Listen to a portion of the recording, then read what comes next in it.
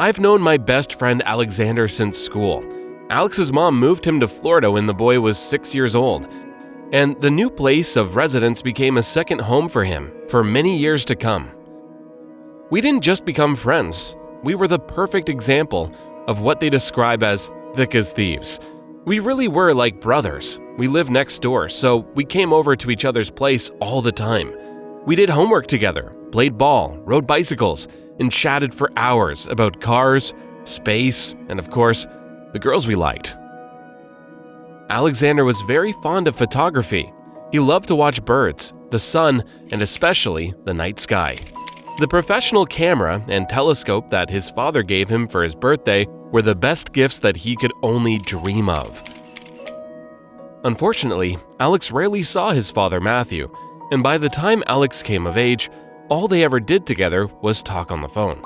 My friend's parents divorced. His father stayed at work at a drilling station in Wyoming, while his mother couldn't stand the harsh living conditions far from civilization and constant absence of her husband, so she took her son and decided to move in search of a better life. Sometime later, Alex got a stepfather and a half-sister. Their relationship with Alex wasn't bad, but conversations with his dad were still very important to Alex. My friend always confided in me. He told me how he looked forward to visiting his father, to seeing where he worked and lived. He couldn't wait for the summer to start, as he was supposed to go visit his dad for a few weeks then. As soon as he was done with school, he got a plane ticket to Wyoming. I saw him off and couldn't be happier for him. Well, brother, have a good trip. You have been dreaming about it for so long. I'm looking forward to seeing your pictures from the mountain land and hearing your stories about your dad, I said as I gave my friend a tap on the shoulder in front of the check-in desk. It was a pity, of course, to be spending summer without Alex, but I knew how important it was for him to visit his father, whom he hadn't seen for several years. A couple of days after he left, I got the first message from Alex. "Hi, Jacob. Everything is fine. I got here all right. My dad picked me up at the airport. I love it here, and I love being with my dad. We have so much to tell each other. And the nature here is wonderful, and it is easy to breathe. The memory card of my camera is already full. Here's a picture of the two of us being happy. And my new friend, Ice Storm." Alex sent me a picture of a real wolf lying next to him and his father on the sofa in the middle of the living room. As I later found out, the predator came to the house of Alexander's father one winter. Matthew accidentally found the wolf freezing in an icy river and saved its life. One day, the man needed to go on business to a neighboring village. It was very cold outside, and everything around was covered with thick snow. The village wasn't far away, but Matthew decided to take a shortcut by going on the river instead of over the bridge. The water was frozen. The ice seemed strong. Why not just walk across the river? The man tried to look under his feet, carefully stepping on the sometimes springy ice. But out of the corner of his eye, he noticed that a moat had formed in the distance, and something motionless was lying there. Matthew decided to run up to make sure it wasn't a person in trouble there. But to his great surprise, it really wasn't a person, but an exhausted predator. Half of the wolf's body was in the water, and the animal was clinging to the edge of the ice with its front paws. But its eyes were closed. Not wasting any time, the man started rescuing the wolf from the shackling crust of the frozen water, taking off the ice trap from around the animal's fur with a knife. The predator didn't move and didn't show any signs of life. It seemed that it was already dead, but after checking its pupils, Matthew realized that the wolf was still alive.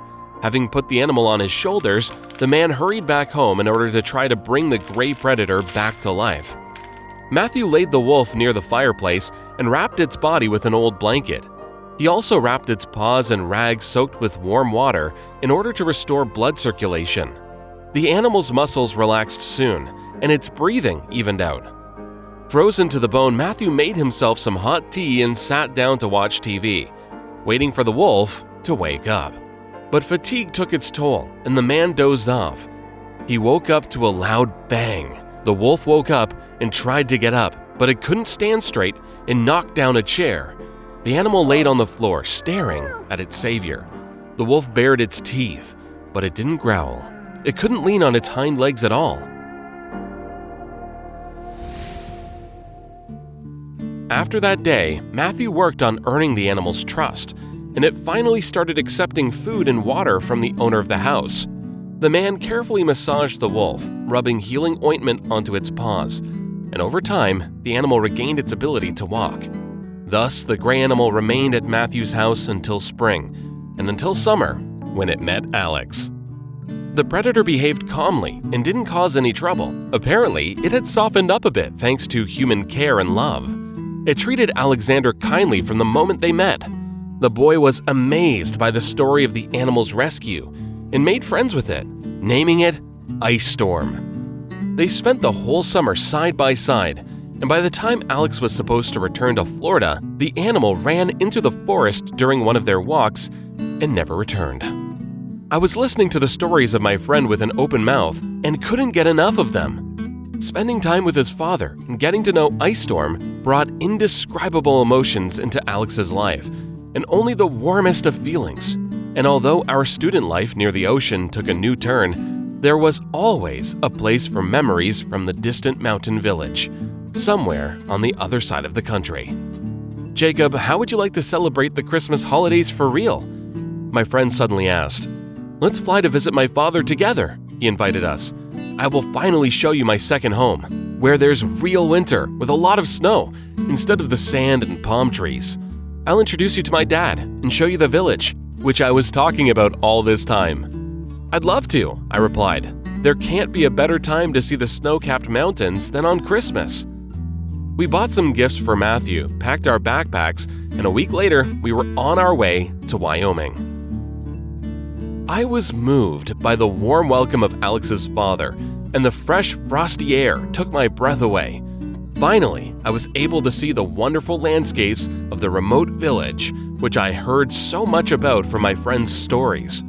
The old wooden house smelled of fresh spruce and firewood, and we warmed ourselves by the fireplace, chatting about life until late at night.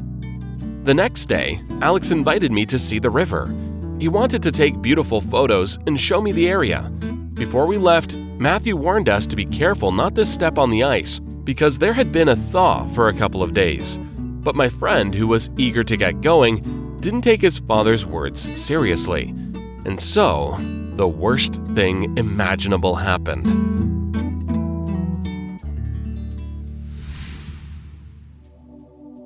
While I was waiting for Alex on the riverbank, he kept going further and further on the fragile ice, ignoring my advice to return.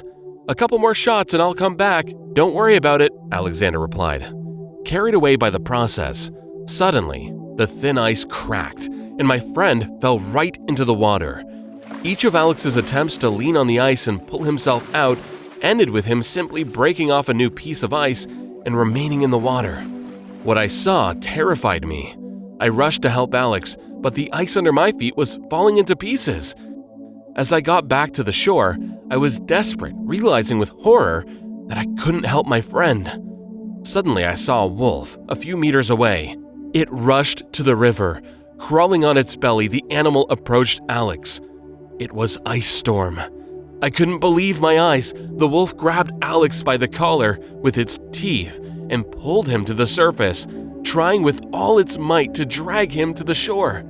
Having lost all fear, I rushed to help them. Fortunately, the ice remained strong in some places, and the three of us managed to get out unharmed. Alex hugged his savior, and the wolf instantly ran back into the forest.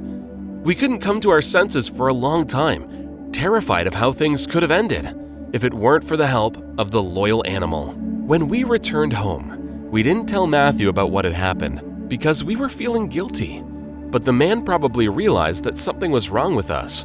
He fed us hot soup, dried our clothes, and suggested that we take a rest. And the next morning, he took us to the place where he first met Ice Storm. It turned out that it was the very place on the river where the wolf came to rescue Alex. Matthew said that he often went there and left pieces of meat and bones for the predator because he knew that his gray friend came by for the treats and still remembered the smell of its Orkney master. Despite that incident on the river, we spent a wonderful week with Alex's dad. To be honest, I haven't felt so comfortable and at home in a long time. And the memories of the rich nature of the mountain village and its inhabitants remained in my heart forever. Today, Alexander and I are adults, but our friendship only grows stronger every year. We became successful, each in our own business, and have started families. We often visit each other or go on picnics. It is now our children who get to listen to the stories of a distant land and the faithful wolf savior. I hope that one day we'll be able to show them the magical place of our youth.